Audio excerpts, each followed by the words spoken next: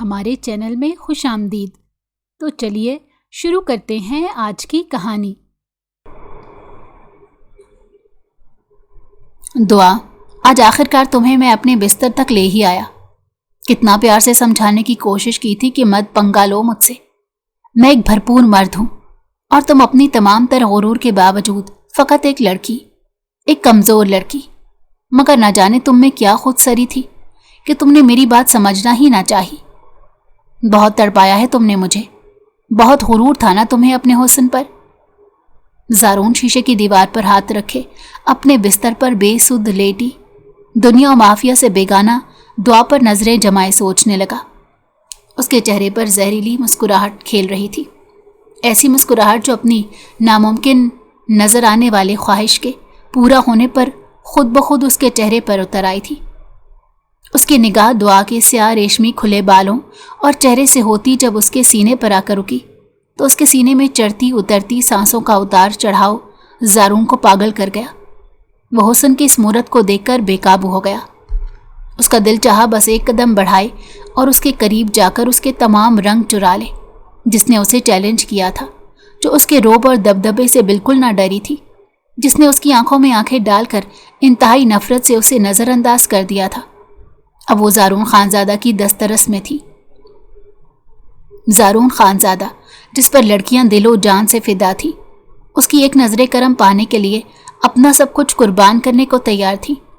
لیکن پہلی بار ایک مڈل کلاس طبقے سے تعلق رکھنے والی عام سی لڑکی نے بری طرح سے اسے ریجیکٹ کر دیا، اور یہ ریجیکشن اس کی انا کو لڑ گئی اور وہ غصے میں پاگل ہو گیا۔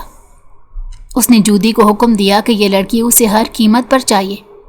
اس نے یہ ذمہ داری صرف جودی کے ذمہ لگائی کیونکہ وہ صرف اس کا باڈی گارڈ نہیں تھا بلکہ رائٹ ہینڈ تھا۔ زارون اس پر بہت بھروسہ کرتا تھا۔ وہ یہ بات بہت اچھے سے جانتا تھا کہ جودی ناممکن کو ممکن کرنا جانتا ہے، اس کے لیے کوئی بھی کام مشکل نہیں۔ لیکن پہلی بار جودی کے چہرے پر تذبذب دیکھ کر وہ حیران بھی ہوا۔ جب اس نے دعا کا نام پہلی بار جودی کے سامنے لیا تو جودی نے اس سے کہا کہ آپ یہ کام کسی اور کے سپرد کر دیں، میری طبیعت ٹھیک نہیں۔ اس سے پہلے اس نے کبھی بھی انکار نہیں کیا تھا، چاہے کچھ بھی اس کے ساتھ ہوتا، وہ اس کا ہر حکم بجا لاتا۔ لیکن پھر وہ اس کے حکم پر دعا کو اغوا کر کے فارم ہاؤس لے آیا۔ زارون جو ہی دروازہ کھل کر اندر جانے لگا، ایک دم جودی نے اسے روک لیا۔ زارون، وہ ہوش میں نہیں ہے اور ابھی بہت کم سن ہے، اس پر تمہاری شدتیں اور جنون اسے تم سے متنفر کر دے گا۔ تو میں کون سا اس کو اپنے عشق میں مبتلا کرنے لایا ہوں؟ کمال باتیں کرتے ہو تم جودی، وہ بپھر کر بولا۔ اس کو ہوش میں تو آنے دو زارون، مجھے اس کی طبیعت ٹھیک نہیں لگ رہی۔ تو ایک دم زارون نے چونک کر جودی کی طرف دیکھا جو اس کا باڈی گارڈ تھا اور اس کے ہر اچھے برے کاموں میں اس کا دست راست بھی تھا۔ اس سے پہلے کبھی اس نے زارون کا راستہ نہیں روکا، لیکن آج اس کا یہ رویہ زارون کو تپا گیا۔ کیا بات ہے، تمہیں اس لڑکی سے کچھ زیادہ ہی ہمدردی نہیں ہو رہی؟ وہ مشکوک سا ہوا۔ ایسی کوئی بات نہیں زارون، تم بلا وجہ مجھ پر شک کر رہے ہو۔ میں تو بس یہ کہہ رہا تھا کہ اس کے ہوش میں آنے کا انتظار کر لو۔ 15 منٹ سے یہی بات کر رہے ہو، اس سے زیادہ صبر نہیں ہوتا مجھ سے۔ یہ لڑکی آلریڈی میری برداشت کا بہت امتحان لے چکی ہے، اب وہ مجھے کیسے برداشت کرے گی یہ اس کا مسئلہ ہے، میرا نہیں، سمجھے تم؟ چیلنج اس نے کیا تھا میری مردانگی کو، میں نے نہیں۔ وہ کندھے اچکا کر لاپرواہی سے بولا تو جودی اس کے راستے سے ہٹ کر ایک جانب کھڑا ہو گیا۔ جودی نے دعا کو اغوا تو کیا تھا، لیکن اب اس کا ضمیر اسے نہ جانے کیوں بار بار ملامت کیے جا رہا تھا۔ اس کی بھی ایک بیٹی تھی جو اکثر بیمار رہتی، وہ اس کی کل کائنات تھی۔ اس نے جب دعا کو بے سدھ پڑا دیکھا تو اس کی بیٹی کا چہرہ اس کی نگاہوں میں گھومنے لگا، مگر وہ زارون کو روک نہیں پا رہا تھا۔ زارون نے دروازے کے ہینڈل پر ہاتھ رکھا تو وہ آنکھیں بند کر کے اس لڑکی کی سلامتی کی دعائیں مانگنے لگا۔ زارون نے کمرے میں داخل ہو کر دروازے کو لاک کیا اور کسی منجھے شکاری کی طرح اپنے بستر کی جانب بڑھا۔ کمرے میں دعا کی سانسوں کی مترنم آوازیں گونج رہی تھی جو اس کے دل میں ہلچل سی مچا گئی۔ وہ بیڈ کے پاس کھڑا ہو کر دعا کی طرف دیکھنے لگا جس کا چہرہ دوسری طرف تھا۔ वो बिखरी बिखरी सी उसके बिस्तर पर पड़ी थी। उसका लिबास बेतरतीब था, दुपट्टा ज़मीन पर गिरा हुआ था और उसके बदन का रुआं रुआं उसे अपनी तरफ खींच रहा था। वो जो ही उस पर झुका, एक अजीब सा तजब्जुब या झिझक उसे खुद में महसूस हुई। वो एकदम ठोठक कर रुक गया, क्योंकि ये पहली बार था कि वो किसी के साथ ज़बरदस्ती करने जा रहा था। हालांकि इससे पहले कभी ऐसा नहीं हुआ था। लड़कियां तो खुद किसी पके हुए फल की तरह उसकी झोली में आकर गिर जाती थीं, और वो जो कुछ भी उनके साथ करता था उसमें उन लड़कियों की अपनी रजामंदी होती थी। लेकिन ये पहला मौका था कि जो कुछ भी करने जा रहा था उसमें लड़की की रजामंदी नहीं थी, बल्कि ये एक तरह से उसकी तरफ से ज़बरदस्ती होती। और ये पहली बार इस तरह से हो रहा था, लिहाजा उसे समझ नहीं आ रहा था अगर उस लड़की ने इसके साथ मज़ामत की तो ऐसे में क्या वो उससे ज़बरदस्ती कर सकेगा, क्योंकि वो एक शेज़ोर मर्द था, जबकि उसके सामने एक इंतहाई कमज़ोर नाजुक सी लड़की थी जिस पर बुरी तरह से हावी हो सकता था। मगर इखलाकी तौर पर न जाने क्यों उसे ये सब मुनासिब नहीं लग रहा था। कहीं न कहीं इस मामले में वो इखलाकियात के तकाज़ों को समझता था, या शायद उसकी दादों की तरबियत में उसके अंदर इस तरह की सफाकी पैदा हो नहीं पा रही थी कि वो किसी लड़की की इज्जत को उसकी मर्जी के बगैर उतार डालता। हालांकि उसकी उम्र के लड़के इन बातों की परवाह बिल्कुल नहीं करते थे, लेकिन वो उसे देखे बस सोचे ही जा रहा था। एक तरफ दुआ का होश रुबा हुस्न था जो उसे अपनी तरफ खींच रहा था, तो दूसरी तरफ उसका गुरेज जो उसे पीछे की तरफ धकेल रहा था। बिलाखिर उस पर मूज़ और ख्वाहिशों का रेला आया और वो आहिस्ता आहिस्ता उस पर झुकने लगा। वो अब भी मुकम्मल बेहोश थी। ज़ारून उससे चेहरे से ज़रा से फासले पर ठहर कर गौर से उसे देखने लगा तो उसके गुलाबी होंठ हल्के से खुले। ज़ारून ने हाथ बढ़ाकर उसके होंठों को छुआ, फिर उसके रेशमी बालों को उसके चेहरे से नरमी से पीछे किया। तुमने मेरी अना को ललकारा था लड़की, लेकिन उससे पहले अपने नाजुक बदन की खैर मनाती, क्योंकि मैं रहम करना नहीं जानता। उसने धीरे से सरगोशी की और दुआ की गर्दन के करीब झुका ही था कि दुआ की पलकें लर्जी और उसकी सांस तेज हो गई तो ज़ारून एक लम्हे को रुक गया। दुआ ने अपने ऊपर एक मर्द का साया देखा तो उसके दिमाग पर छाई गनूदगी यकदम हट गई और उसकी हिरने जैसी बड़ी बड़ी आंखों में खौफ तैरने लगा। वो ख्वाब नहीं देख रही थी, बल्कि हकीकत में कोई उस पर झुका हुआ था। तो वो एकदम चीखी। ज़ारून पीछे हट गया। दुआ खुद को समेट कर उठी और खौफ और बेयकीनी से नम आंखें ज़ारून पर जम सी गई। ज़ारून, तुम यहाँ हमारे घर में मेरे कमरे में क्यों आए? उसकी नशीली आवाज़ सरगोशी में गूंजी। वो अभी तक दवाइयों के ज़ेरे असर थी, क्योंकि उसे समझ ही नहीं लग रही थी कि वो इस वक्त अपने घर पर नहीं बल्कि ज़ारून की ख्वाबगाह में थी। तो वो उसकी बात सुनकर मुस्कुरा दिया। वो बौखला कर बोली, तुम ऐसे क्यों मुस्कुरा रहे हो? फ़ौरन निकलो मेरे कमरे से, मेरे बाबा आ गए तो अच्छा नहीं होगा। उसकी बच्चों जैसी बातें सुनकर ज़ारून को हंसी आ गई तो उसकी आंखों में खौफ मज़ीद गहरा हो गया। उसने ज़ारून से निगाह हटाकर जब इधर उधर देखा तो उसकी आंखें फैल गई। उसके जहन में एक झमाका सा हुआ कि ये कमरा तो उसका नहीं, बल्कि वो तो कहीं और आई हुई है। मगर कहाँ? वो हल्का सा बड़बड़ाई, ये कौन सी जगह है? मैं कहाँ आई हूँ? और फिर जैसे ही उसे सब कुछ याद आ गया कि कॉलेज से बाहर निकलते ही ज़रा सा मेन रोड पर वो 2 कदम चली थी, अचानक एक स्याह गाड़ी से एक आदमी उतरा था और उसने उसके सामने आकर कुछ पूछना चाहा। वो भी जवाब देने ही वाली थी कि अचानक उसने एक रुमाल सा इसके नाक के पास लहराया और फिर उसे कुछ समझ ना आई। वो बेहोश हो चुकी थी और अब यहाँ पर मौजूद थी। वो कितनी देर बेहोश रही वो नहीं जानती थी, और इस दौरान क्या कुछ हुआ इस बारे में उसे समझ नहीं आ रही थी कि एकदम वो चीख चीख कर रोने लगी। क्या किया तुमने मेरे साथ? फटाफट मुझे बताओ। तो ज़ारून उसकी बात सुनकर भौंचका सा रह गया। अभी तक तो कुछ नहीं किया, लेकिन बहुत कुछ करने का इरादा है। ज़ारून की गंभीर आवाज़ सुनकर वो बिल्कुल सिमट कर बेड के साथ जा लगी। क्या चाहते हो मुझसे? क्यों लाए हो मुझे यहाँ? वो बार बार बेड की चादर को अपनी मुट्ठियों में भींचने लगती, जैसे उसे ओढ़कर खुद को ढांपना चाह रही हो। ज़ारून उसकी हर अदा को गौर से देख रहा था। इससे पहले कभी कोई लड़की इस तरह से खौफजदा हालत में उसके पास नहीं बैठी थी। वो उसे किसी सहमी हुई हिरनी की तरह लगी जो अपने शिकार को देखकर हरकत करना भूल गई हो। ज़ारून उस सिचुएशन में ज़बरदस्ती करना तो दूर की बात, उसके करीब जाने पर अपने दिल को आमादा नहीं कर पा रहा था। दुआ का बदन खौफ से लरस रहा था। ज़ारून ने कुछ बोलने के बजाय एक गहरी सांस ली और पीछे हट गया। तुम मेरे गरूर को चैलेंज करती हो और फिर सवाल करती हो कि मैं क्या चाहता हूं। तुम्हारे बाबा मेरे मुलाजिम हैं और तुम हमारे मुलाजिम की बेटी। तुम्हारी हैसियत ही क्या है जो तुमने मुझे जलील किया।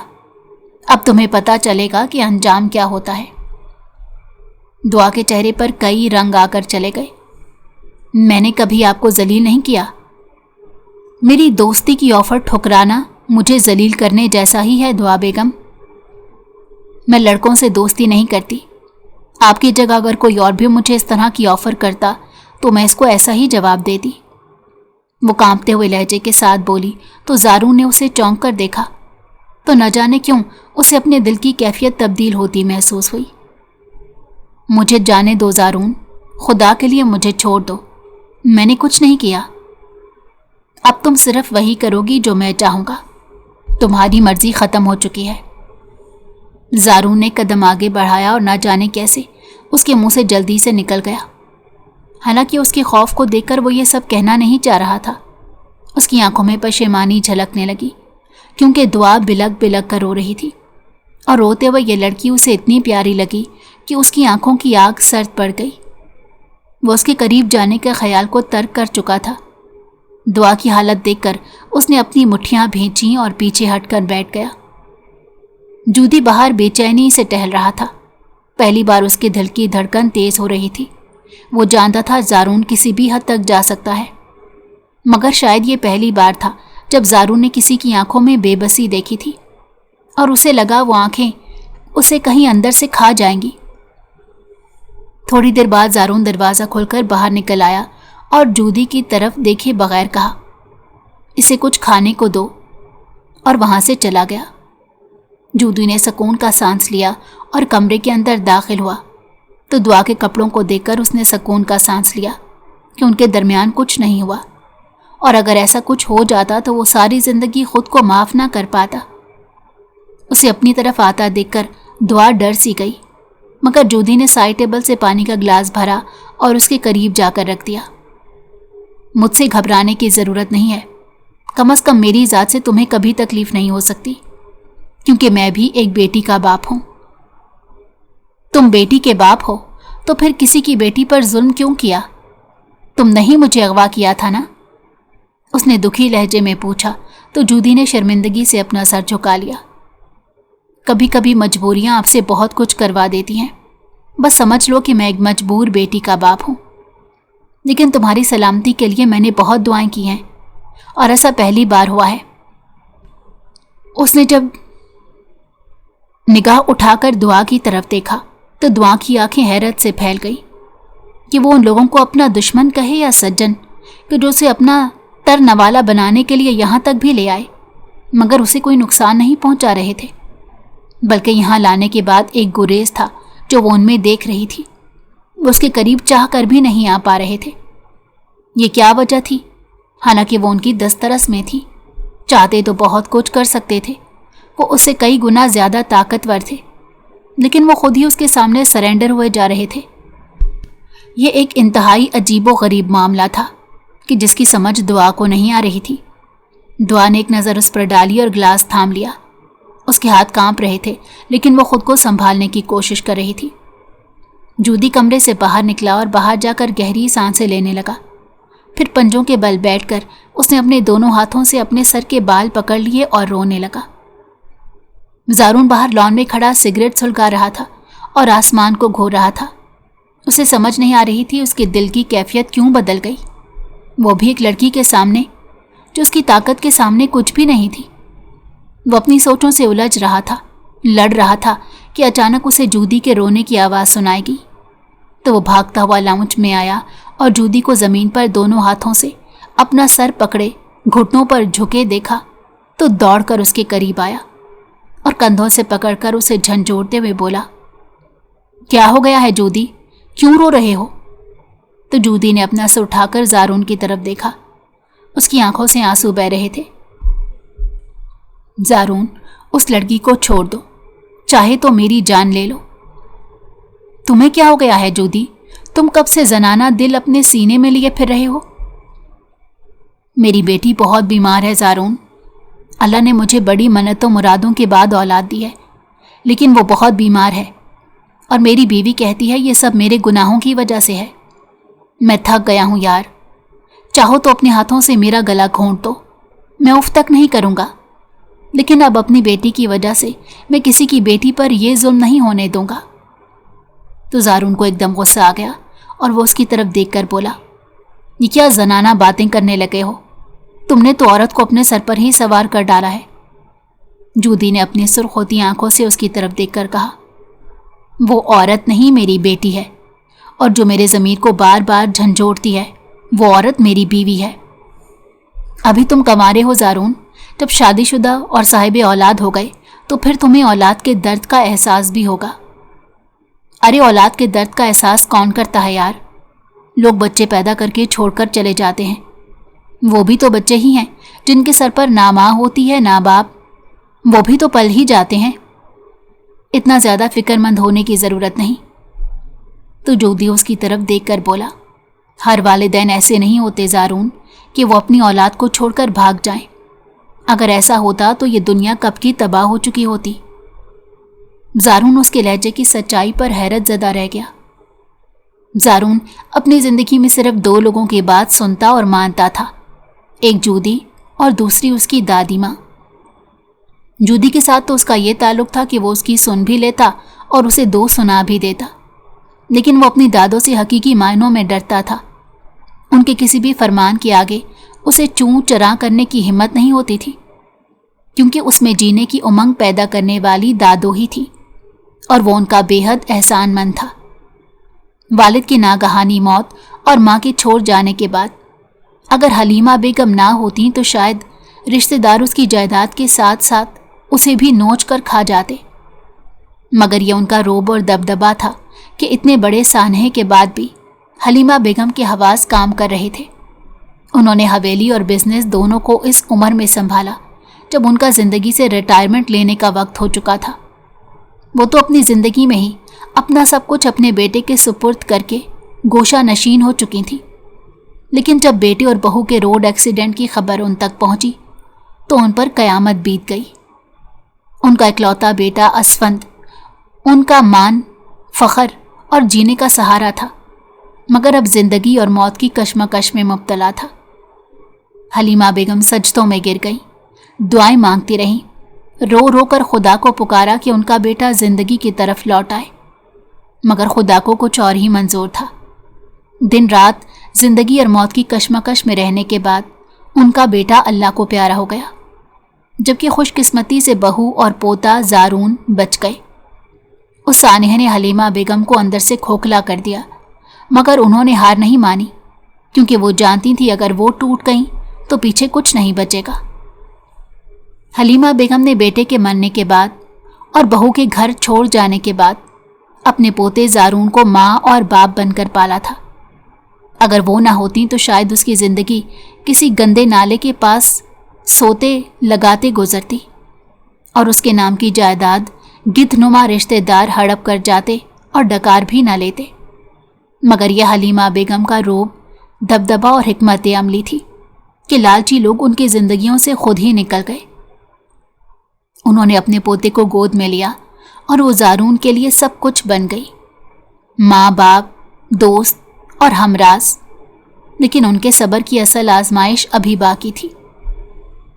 अपने इकलौते बेटे की जुदाई की तकलीफ अभी कम ना हुई थी कि उन्हें अपनी बहू के हवाले से ऐसी खबरें मिलने लगीं जिन पर यकीन करना उनके लिए मुमकिन नहीं था। मगर हकीकत का चेहरा बड़ा बेरहम होता है। उन्हें कई बार नौकरों ने बताया कि बहू किसी जदून पाशा के साथ फ़ोन पर बातें करती हैं, हालांकि वो इस वक्त इद्दत में थी। शुरू में इन्होंने बातों को इग्नोर किया और नौकरों की बातों पर कान नहीं धरे, लेकिन जब उन्होंने खुद अपनी बहू को घंटों बंद कमरे में मोबाइल पर धीमी आवाज़ में बातें करते सुना तो उनके पैरों तले से ज़मीन निकल गई। वो बहू की बेहिसी पर कुड़ गई कि यह किस किस्म की औरत है कि जिसे अपने शौहर की वफ़ात का कोई अफसोस नहीं।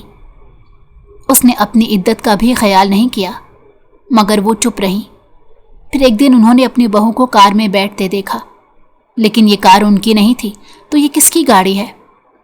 सिग्नल पर जब गाड़ी रुकी तो उन्होंने ड्राइवर को ज़रा सा गाड़ी आगे करने को कहा, तो उन्हें ड्राइविंग सीट पर लहीम शहीम सा मर्द, जो शक्ल से काफ़ी अमीर खाते पीते घराने का दिखाई देता था।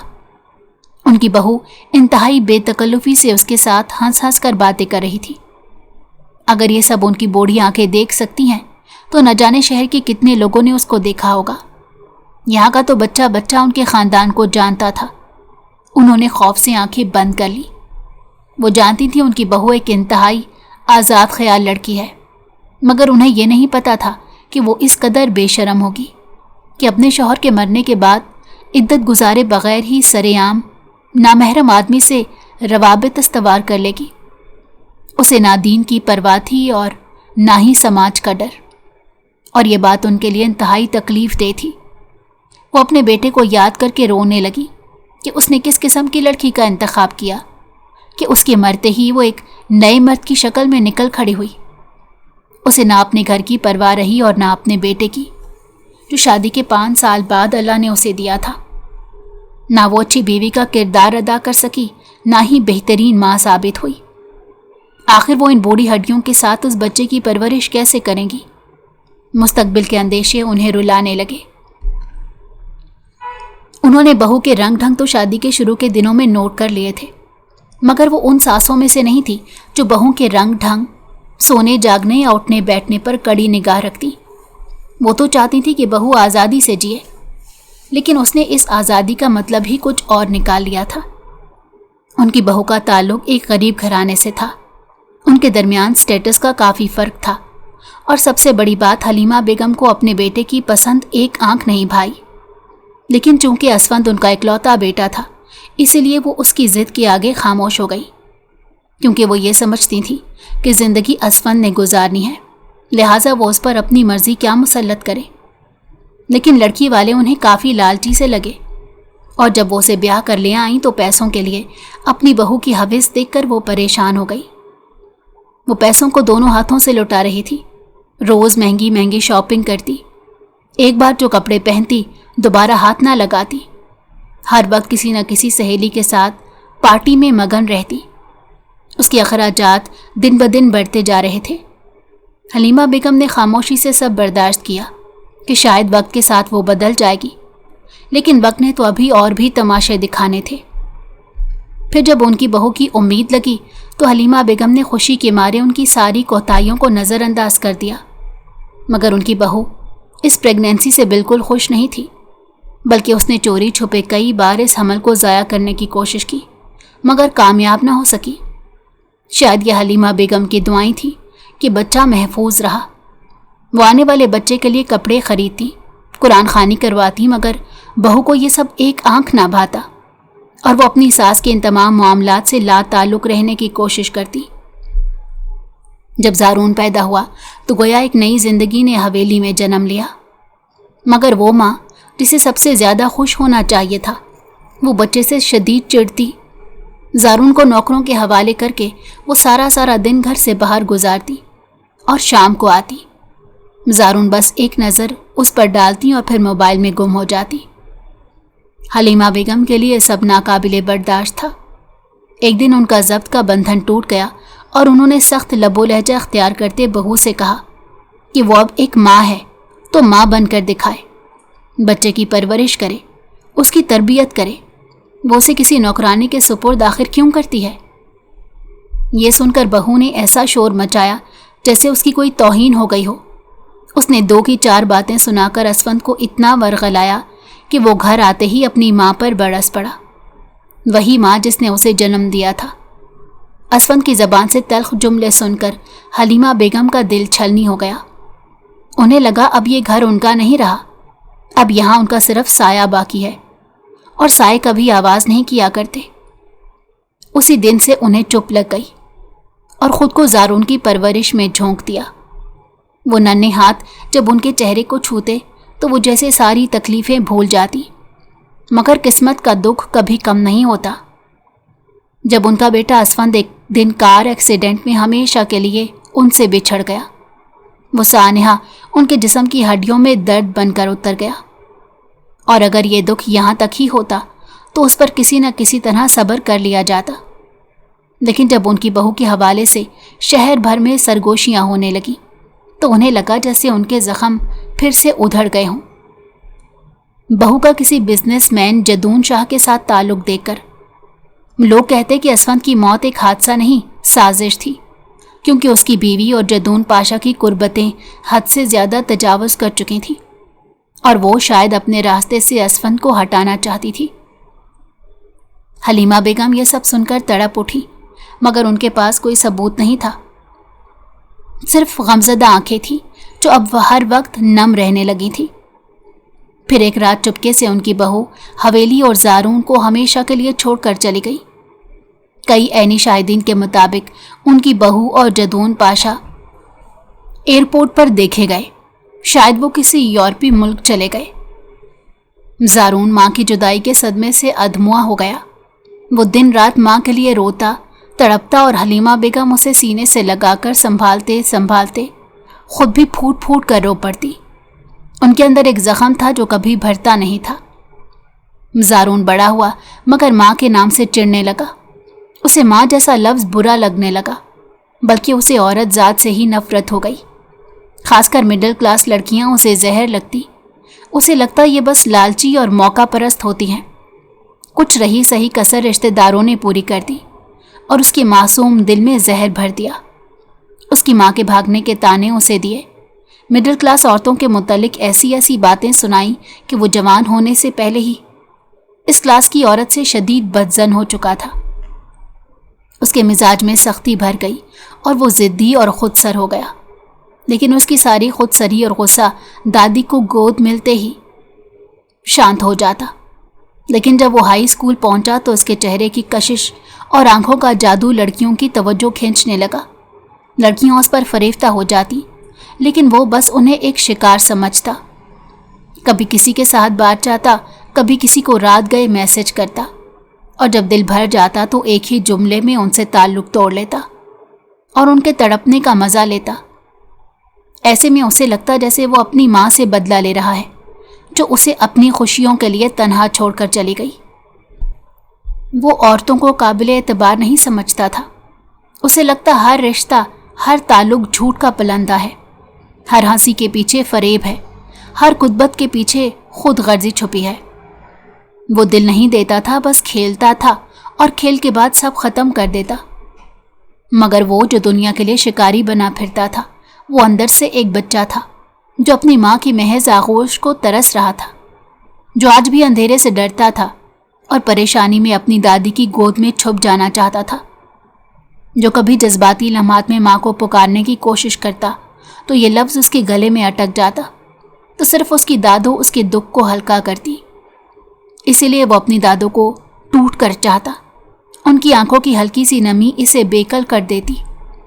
वो जो बाहर दुनिया के लिए खूनख्वार शेर था, दादी के सामने मासूम सा बिल्ला बन जाता। वो उनके लिए सब कुछ करने को तैयार था, क्योंकि उसकी पूरी दुनिया बस वो एक औरत थी जो आज भी उसके लिए माँ बाप से बढ़कर थी। वक्त गुजरा और ज़ारून अब एक बच्चे से मुकम्मल जवान मर्द बन चुका था, मगर अंदर का बच्चा माँ की जुदाई में अभी भी हुमक कर रो पड़ता। और यही वो खालीपन था जो उसे मोहब्बत से नफ़रत की तरफ ले गया और उसे भेड़िया बना गया। और अब उसे किसी भी लड़की की आंखों का दर्द समझ ही ना आता। उसके नज़दीक हर लड़की बस एक खिलौना बनकर रह गई। मगर जब उसने दुआ को देखा तो देखता ही रह गया, और फिर उसे हासिल करने के लिए वो जुनूनी हो गया। और आज वो लड़की उसके बिस्तर पर थी, जिसे वो फूल की तरह मसल देना चाहता था, ताकि दोबारा सर उठाकर किसी भी मर्द के सामने आंख ना उठा सके। उसने जब पहली बार दुआ को देखा था तो बस देखता ही रह गया। उस दिन उसकी दादों ने घर में मिलाद का एहतमाम करवाया था। बंगले के सहन में सफ़ेद चादर बिछाई जा चुकी थी। फूलों की खुशबू, लोहान का हल्का सा धुआं और औरतों की दबी दबी सरगोशियां फिजा में गूंज रही थी। सभी नजरें उस लड़की पर टिकी थी जिसने अभी अभी दरवाजे से अंदर कदम रखा था। सफ़ेद शलवार कमीज, सफ़ेद दुपट्टा सर पर सलीके से जमा हुआ, नजरें झुकी हुई और हाथों में तस्बीह थामे वो चुपचाप चलती कोने में बिछे जाए नमाज पर जा बैठी। वो दुआ थी, सरापाए दुआ, जिसे हलीमा बेगम ने ख़ास तौर पर मिलाद पढ़ाने के लिए बुलाया था। ज़ारून शाह जिम से लौटा था और जो ही गुजरते गुजरते उसकी निगाह नात पढ़ती लड़की पर ठहरी तो उसके कदम थम गए। उसकी ज़िंदगी में हर तरह की लड़की आ चुकी थी, मगर सफ़ेद दुपट्टे के हाले में बग़ैर मेकअप धुले धुलाए पाकीज़ा से चेहरे वाली लड़की से निगाह नहीं हटा पा रहा था। वो लड़की किसी मिस्री की डली की तरह शीरनी सी लगी। वो नीचे झुकी पलकें, वो हिरनी जैसी खूबसूरत आंखें, वो नूर सा चमकता चेहरा ज़ारून जैसे मर्द को हैरान कर गया। उसे यकीन ही नहीं आया कि वो उसके मुलाजिम की बेटी है। वो तो किसी बड़े घर की नाजो नाम में पली लगती थी। मिलाद इख्तितामी मराहिल में था तो वो वहीं खड़ा हो गया।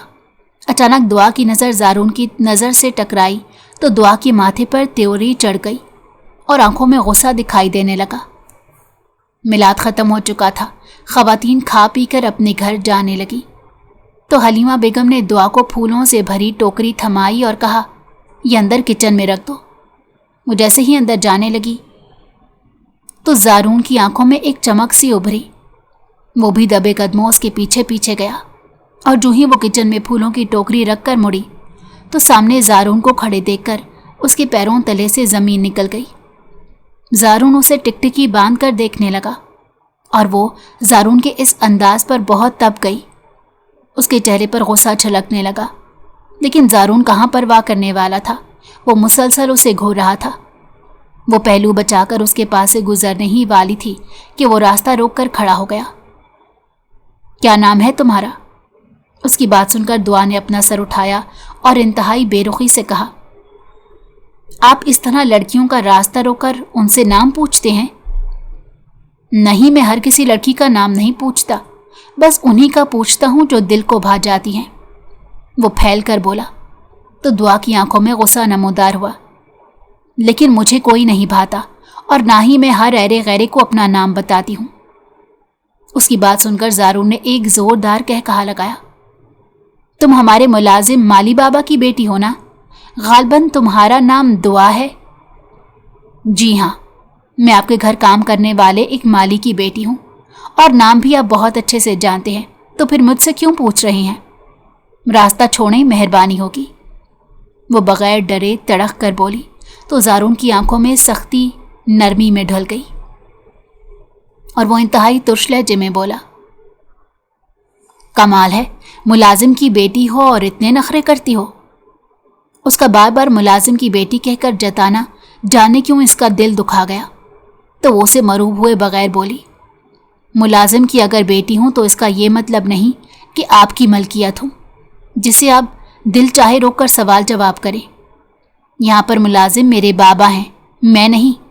मुझे दादों ने बुलवाया था तो मैं आ गई, वरना मैं नहीं आती। तो वो उसकी बात को नज़रअंदाज करके बोला, पढ़ती हो क्या? बातों के अंदाज से तो लगता है कि कॉलेज जाती हो। दुआ को उसकी बात कोई ख़ास पसंद नहीं आ रही थी और ना ही उसके किसी सवाल जवाब का उस पर जवाब देने को दिल चाह रहा था। चुनाचा वो चुप रही। उसका इस तरह से नज़रअंदाज करना ज़ारून को बहुत बुरा लगा। कहाँ वो एक मर्दाना वजाहत का नमूना था कि लड़कियां उससे बात करने के लिए तरस जाती थीं, और कहाँ ये लड़की कि जिसे वो खुद बात करना चाह रहा था और वो उसे कोई लिफ्ट नहीं करवा रही थी। इतने बावर्ची खाने में जूदी किचन में आया तो वो तेज़ी से बाहर निकल गई। वो तो बाहर चली गई, लेकिन ज़ारून को ऐसे लगा जैसे ये लड़की उसके दिमाग में खुब गई हो। उसके बाद जैसे ज़ारून पर किसी जनून का कब्जा हो गया। वो रोज़ाना दुआ का पीछा करता, कहीं ना कहीं रास्ता रोक लेता, जज करता, तंज करता, कभी खामोशी से घूरता, लेकिन अब दुआ उससे चिढ़ने लग गई।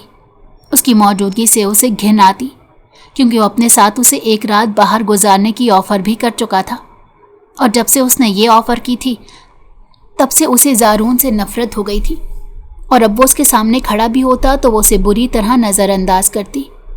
لیکن زارون بھی ہار ماننے والوں میں سے نہیں تھا۔ زارون کی انا کو وہ لڑکی بری طرح ٹھیس پہنچا چکی تھی، جسے وہ انگلی کے اشارے پر جھکا سکتا تھا۔ وہی لڑکی اسے اپنی انگلیوں پر نچانے لگی تھی کہ وہ نہ چاہ کر بھی اس کی ایک جھلک دیکھنے کے لیے بے تاب ہو جاتا، لیکن وہ زارون کو کسی طور پر بھی خاطر میں نہ لاتی۔ یہی بات زارون کے غرور کو کچوکے لگانے لگی۔ جودی اس کا باڈی گارڈ تھا۔ ایک دن اس نے زچ ہو کر جودی سے کہا کہ اسے یہ لڑکی اپنے فارم ہاؤس پر چاہیے، تو جودی پریشان ہو گیا، کیونکہ یہ سیدھا سادہ ایک شریف لڑکی کو اغوا کرنے کا معاملہ تھا اور وہ اس معاملے میں نہیں پڑنا چاہتا تھا۔ لیکن زارون کے حکم کو ٹالنا بھی آسان نہیں تھا۔ چنانچہ اگلے ہی دن دعا حسب معمول کالج سے گھر آ رہی تھی کہ راستے میں گاڑی آ کر رکی، اور جو ہی جودی اس کے سامنے آیا تو ایک دم کپڑا نکال کر اس کے سامنے لہرا دیا، تو اسے کچھ ہوش نہ رہا، اور جب ہوش آیا تو وہ کسی پرتعیش کمرے میں موجود تھی۔ اس کا دوپٹہ اس کے جسم پر نہیں تھا، اور جب زارون کو دیکھا تو اسے پتا چلا کہ وہ تو زارون کے فارم ہاؤس پر موجود ہے، تو وہ رونے لگی۔ اس کے آنسو زارون کو اپنے دل پر جا کر لگے۔ خدا جانے زارون کے دل میں کیا آیا کہ وہ کمرے سے باہر چلا گیا۔ اس کی عزت تھوڑی دیر کے لیے تو محفوظ ہو گئی، لیکن اسے نہیں لگتا تھا کہ وہ اس فارم ہاؤس میں اپنی عزت بچا پائے گی، کیونکہ زارون سے کسی بھی خیر کی امید کرنا مشکل تھا۔ تھوڑی ہی دیر کے بعد زارون جب دوبارہ اس کمرے میں آیا تو وہ سہم کر دیوار کے ساتھ جا لگی۔ زارون خطرناک ارادے سے اس کے قریب آیا تو دعا کی آنکھوں میں آنسو بھر آئے، اور اس کا بدن خوف سے کانپ رہا تھا۔ اس سے پہلے کہ زارون اس پر اپنی نیت خراب کر جاتا، اس نے زارون کے سامنے ہاتھ جوڑ دیے اور کہا، زارون مجھ سے نکاح کر لو۔ تو وہ دنگ رہ گیا۔ وہ اس جیسی لڑکی سے نکاح کی امید کسی صورت نہیں کر سکتا تھا۔ زارون نے اسے گہری نظروں سے دیکھا۔ وہ اسے دوسری لڑکیوں سے بہت مختلف لگی۔ جانے کیوں اس کے ذہن میں جو ایک مڈل کلاس لڑکی کا تصور تھا، جس میں وہ اسے ہمیشہ موقع پرست اور لالچ دکھائی دیتی، یہ سب اسے دعا میں نظر نہ آیا، بلکہ وہ اسے بہت سادہ اور معصوم دکھائی دینے لگی۔ اس نے تو اپنی زندگی میں سوچ رکھا تھا کہ وہ کبھی نکاح نہیں کرے گا اور ایسے ہی اپنی زندگی گزار دے گا، لیکن جانے کیوں دعا کو دیکھتے ہی اس کا دل چاہا کہ یہ لڑکی ہمیشہ اس کے پاس رہے، جیسے دادو جیسا مخلص وجود اس کے گرد روشنی بکھیرتا تھا۔ بالکل دعا بھی اسے دادو کی طرح ایک روشنی لگتی تھی۔ اس نے زیادہ نہ سوچا اور فوراً جودی کو کہا کہ مولوی کا انتظام کرو۔ جودی اس کی بات سن کر ہکا بکا رہ گیا، لیکن مولوی کو فون لگاتے ہی اس کے ہونٹوں پر ایک دل آویز مسکراہٹ پھیل گئی کہ اب زارون ایک بہترین ٹریک پر رواں دواں ہو گیا ہے۔ اسے نہ جانے کیوں ایک عجیب سی خوشی مل رہی تھی۔ چند گھنٹوں میں نکاح ہو چکا تھا۔ دعا سجدے میں گری، آنکھوں سے آنسو بہے، لبوں پر شکر کے الفاظ تھے کہ اس کی عزت بچ گئی۔ زارون ایک کونے میں خاموش بیٹھا اسے دیکھتا رہا۔ اس کا دل دعا کو دیکھ کر انجانے جذبے کے ساتھ دھڑکنے لگا۔ یہ دھان پان سی لڑکی مجھ جیسے 6 فٹ کے باڈی بلڈر مرد کو تسخیر کر گئی ہے۔ اسے خود پر یقین نہیں آ رہا تھا۔ زارون دعا کے ساتھ نکاح کر کے پلٹ کر جیسے ہی کرسی پر بیٹھا، اچانک ہی ایک عجیب سا بوجھ دل پر اتر آیا۔ دل کے کسی کونے سے آواز آئی کہ یہ کیا کر بیٹھا ہے وہ۔ ایک جھٹکے میں نکاح کر کے وہ لمحہ بھر کو خوش تو ہوا تھا، مگر اب حقیقت کی چٹان جیسے اس کے سامنے کھڑی تھی۔ جذبات کے زور میں آ کر اس نے وہ قدم اٹھا لیا تھا جو اس کی زندگی کی سب سے بڑی ذمہ داری بن گیا۔ دعا اب صرف ایک لڑکی نہیں تھی، اب وہ اس کی بیوی تھی، اس کی عزت، اس کی ذمہ داری، اس کی حفاظت۔ وہ اس پر نظریں جمائے بیٹھا رہا، جو سر جھکائے چپ چاپ ایک طرف بیٹھی تھی۔ اس کی آنکھیں اب بھی نم تھیں، مگر چہرہ اتنا پرسکون تھا جیسے جہنم سے نکل کر کسی سائے تلے آ گئی ہو۔ زارون کا دل بوجھل ہوا۔ فارم ہاؤس میں رکھنا اسے اب خطرناک لگنے لگا۔ یہاں تو اس کے بے شمار دوست آتے تھے، کچھ تو ایسے بھی جو بنا وقت بتائے دروازہ کھول کر اندر داخل ہو جاتے، اور بدقسمتی سے فارم ہاؤس کی چابیاں ان سب کے پاس تھیں۔ اس کی نگاہ ایک بار پھر دعا پر پڑی، جس کا وجود اسے اب خوفزدہ کرنے لگا تھا، کسی انہونی کے خدشے سے۔ وہ ابھی سوچوں میں گم تھا کہ جودی آ گیا۔ خاموشی سے زارون کے چہرے کو دیکھتا رہا، پھر آہستہ سے بولا، آپ بہت پریشان لگ رہے ہیں۔ زارون نے ایک سرد نظر اس پر ڈالی اور نظریں پھیلی۔ جودی نے نرمی سے کہا، آپ مناسب سمجھیں تو میری رائے سنیں۔ زارون نے اسے دیکھا تو وہ بولا، آپ انہیں بنگلے میں لے جائیں۔ زارون کا رنگ ایک دم فک ہو گیا۔ وہ جھٹکے سے سیدھا ہوا اور سخت لہجے میں بولا، تمہارا دماغ تو ٹھیک ہے جودی، تمہیں پتہ بھی ہے تم کیا کہہ رہے ہو؟ اگر دادو کو پتہ چلا کہ میں ان کے ملازم کی بیٹی سے نکاح کر چکا ہوں تو وہ مجھے جیتے جی مار ڈالیں گی۔ وہ تو اس مڈل کلاس طبقے سے سخت نفرت کرتی ہیں۔ ان کے اصولوں میں یہ لکھا ہے کہ عزت دار لوگ ہمیشہ اپنی برابری میں رشتہ کرتے ہیں۔ وہ نہ صرف مجھے ذلیل کر دیں گی بلکہ زبردستی طلاق دلوا دیں گی۔ جودی نے تحمل سے کہا، ہر مڈل کلاس لڑکی غلط نہیں ہوتی۔ اگر چند مثالیں نکلی بھی ہیں تو اس کا یہ مطلب نہیں کہ سب ایک جیسی ہوتی ہیں۔ دعا بہت مختلف لڑکی ہے۔ آپ نے خود دیکھا ہے اس کا کردار، اس کی سوچ، اس کا طرز گفتگو۔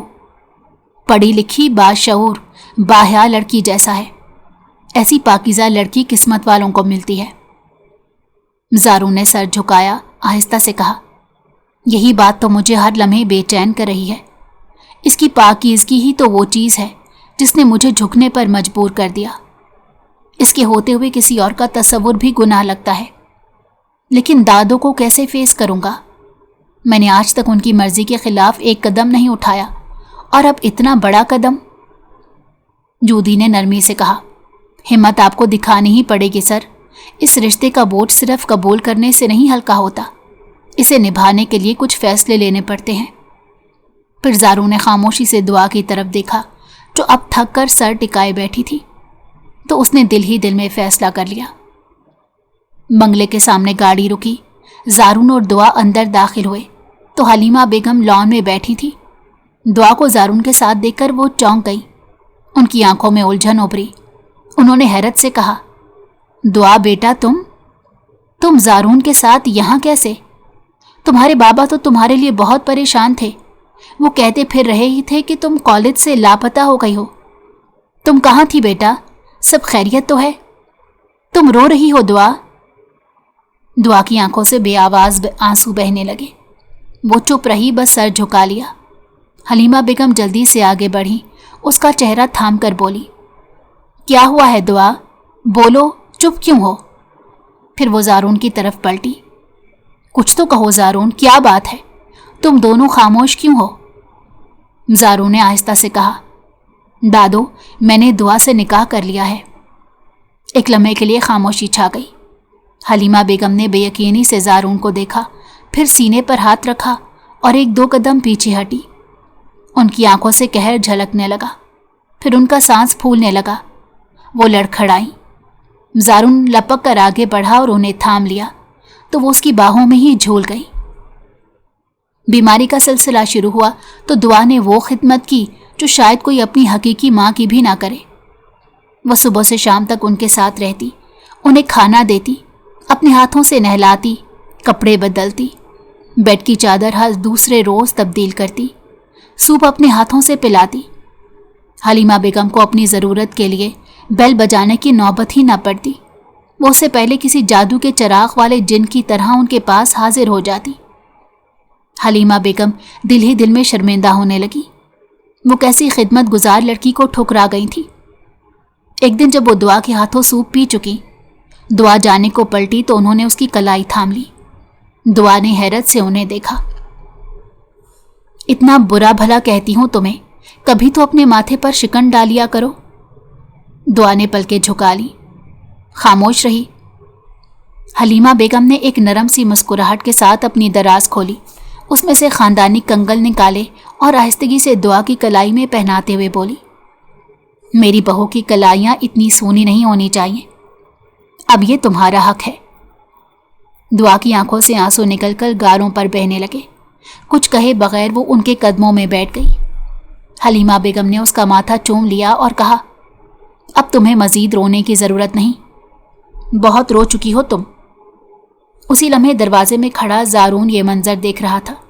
دل کے کسی کونے میں جو خلا تھا وہ جیسے بھر گیا۔ जो महरूमी उसे अपनी माँ की तरफ से मिली वो आज खत्म हो गई थी। अब ये घर मुकम्मल लग रहा था, दुआ के साथ, उसकी खिदमत से, उसकी मोहब्बत से, उसकी मासूम मौजूदगी से। ज़ारून भेड़िए से इंसान बन गया।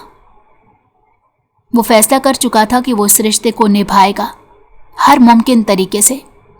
दुआ अब सिर्फ उसकी बीवी नहीं थी, वो उसकी रूह का सुकून बन चुकी थी, और वो सुकून अब हमेशा के लिए उसकी ज़िंदगी का हिस्सा था।